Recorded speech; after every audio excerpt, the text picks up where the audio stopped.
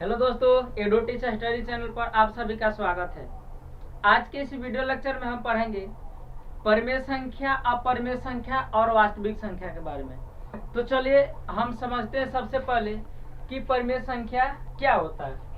तो परिमेय संख्या का यहाँ पे डेफिनेशन है कि वह संख्या जो p बाटा q के रूप का हो, जहाँ q नॉट इक्वल टू 0 और जिसका वर्गमूल पूर्ण संख्या हो। मतलब जो ऐसी संख्या जिसको हम p बाटा q के रूप में लिख सकते हैं और वह रूट के अंदर हो तो उसका वर्गमूल एक पूर्ण संख्या के रूप में। जैसे अगर हम एग्जांपल समझें तो जैसे अगर यहाँ पे लिखे 7/8 9 -7 और 8 रूट में 9/16 और 196/36। यहाँ जो भी संख्या लिखे वो सब क्या है, p बाटा q के रूप में है। लेकिन जहाँ q नॉट इक्वल टू क्या होना चाहिए, 0। यहाँ पे एक प्रश्न बनता है कि क्या 0 परिमेय संख्या है। तो जी 0 एक परिमेय संख्या है। क्यों?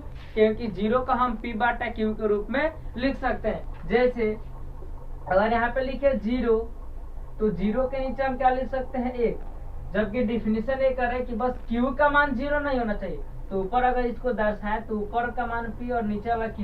तो यहाँ पे जो q का मान है 1, जो क्या है 0 के बराबर नहीं है। यानी 0 भी एक देखा जाए तो 0 भी क्या है, 0 भी एक परिमेय संख्या होती है।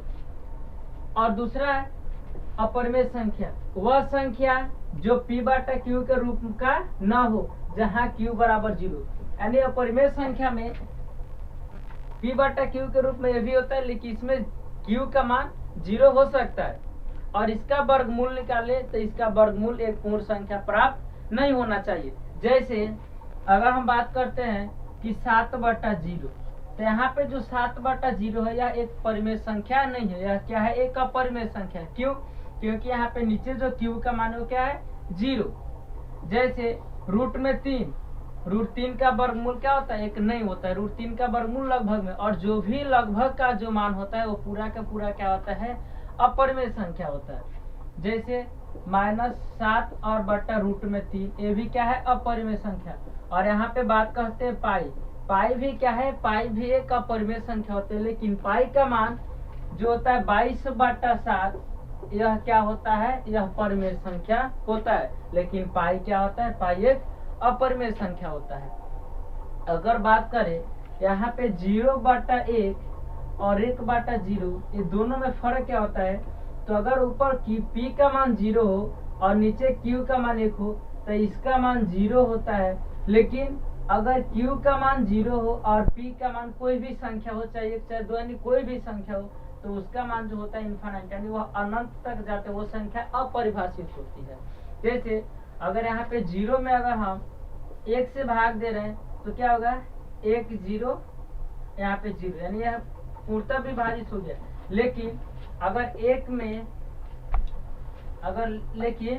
अगर 1 में 0 से भाग दे तो 0 करने 0, 1 बच रहा है।